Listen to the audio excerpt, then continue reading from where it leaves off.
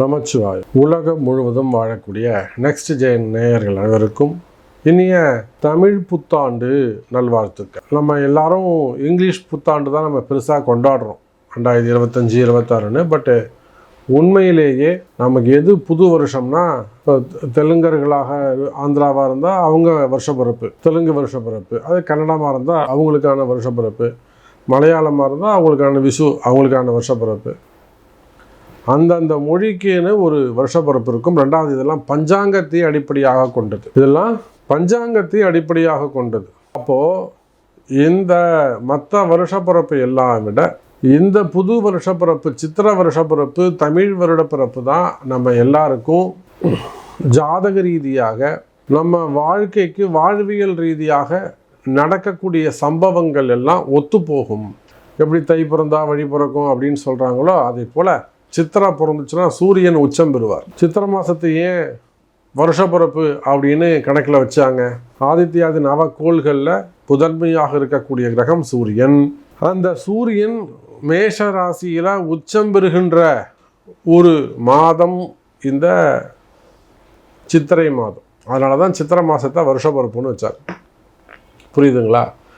அப்போ எல்லாமே ஜோதிட கணிதத்தின்படி நம்முடைய ரிஷிகள் நமக்கு போட்டு கொடுத்த கணக்கு வழக்குகள் தான். நம்ம ரிஷிகள் நமக்கு போட்டு கொடுத்த கணக்கு தான். அதுதான் இன்னி வரலும் 2000 4000 இல்லை 40,000 யுகங்கள் கடந்து 4 யுகத்தை கடந்து இன்றைக்கும் நிலைச்சி நிற்குதுன்னா அதுக்கு காரணம் அதில் இருக்கக்கூடிய உண்மைத்தன்மைகள். அப்போது உலகம் முழுவதும் வாழக்கூடிய அன்பு நெக்ஸ்ட் ஜென் நேயர்களுக்கு இனிய தமிழ் புத்தாண்டு நல்வாழ்த்துக்கள். இந்த தமிழ் புத்தாண்டில் என்னெல்லாம் மாற்றங்கள் வரப்போகுது? மெயினாக இந்த மாதம் உங்களுக்கு என்ன நடக்க போகுது? அதே போல் இந்த சித்திரை வருஷப்பிறப்பு எப்படி இருக்கும்? நிச்சயமாக குரு மாற போகிறாரு. இந்த பராபவ வருடம், இந்த வருஷத்துக்கு பேர் பராபவ வருடம். இந்த வருஷத்தில் 2 பெயர்ச்சிகள் உண்டு. ஒன்று குரு பெயர்ச்சி, இன்னொன்று ராகு கேது பெயர்ச்சி. அப்போ இந்த 2 பெயர்ச்சிகளை உள்ளடக்கிய இந்த பராபவ வருடம் மொத்தமாக இந்த வருஷம் எப்படி இருக்க போகுது? மெயினாக இந்த சித்திரை மாதம் அல்லது இந்த ஏப்ரல் மாதம் உங்களுக்கு எப்படி இருக்க போகுதுன்னு பார்க்கலாம் வாருங்கள். கும்பராசிக்கு தமிழ் வருடம் சித்திரம் பிறப்பு ரொம்ப முக்கியமான ஒரு வருஷம்.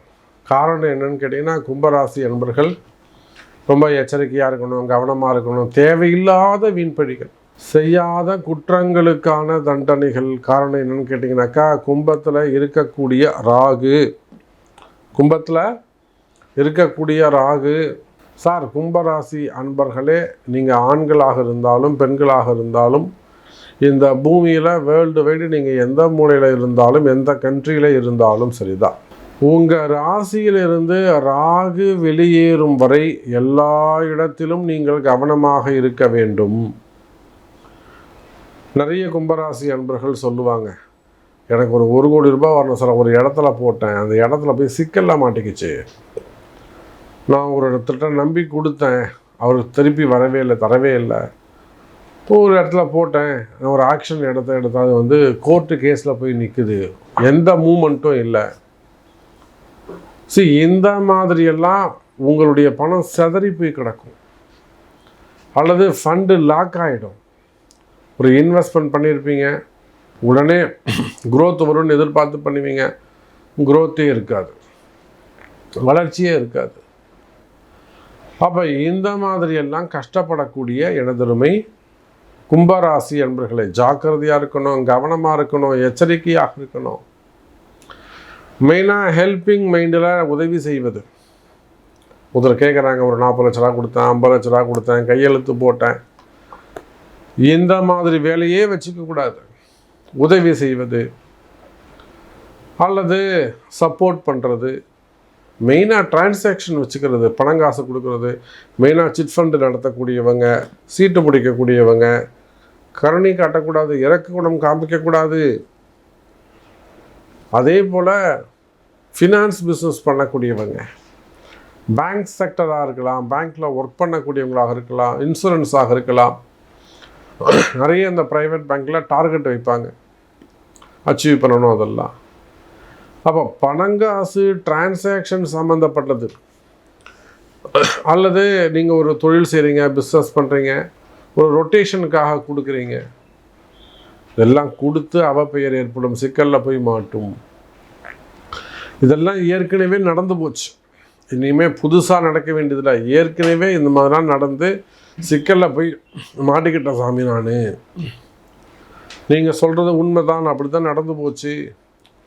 இப்போது எனக்கு அந்த பணங்காசு வந்து சேருமா? நான் அந்த கேஸில் ஜெயிப்பேனா?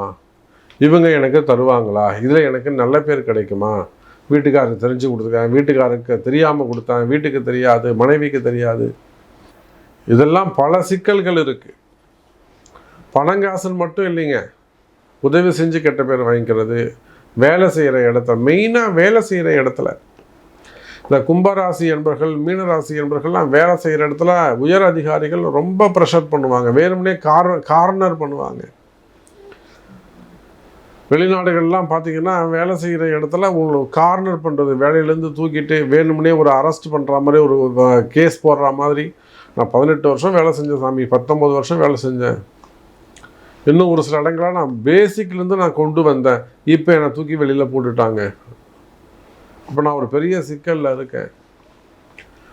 அப்போது கும்பராசி என்பர்களே பலவிதமான நெருக்கடியில் இருக்கக்கூடிய, அப்படி இல்லைன்னா இப்படி சொல்லலாம், வெளியில் சொல்ல முடியாத ஒரு சில விஷயங்கள், கஷ்டங்கள், ஒரு ஆபத்து, ஒரு விபத்தாக இருக்கலாம், ஒரு ஆக்சிடெண்ட் நடந்திருக்கலாம், ஒரு விபத்துக்கள் ஏற்பட்டிருக்கலாம், அல்லது ஒரு ஆப்ரேஷன்ஸ் நடந்திருக்கலாம் ஹெல்த் இஷ்யூஸால்.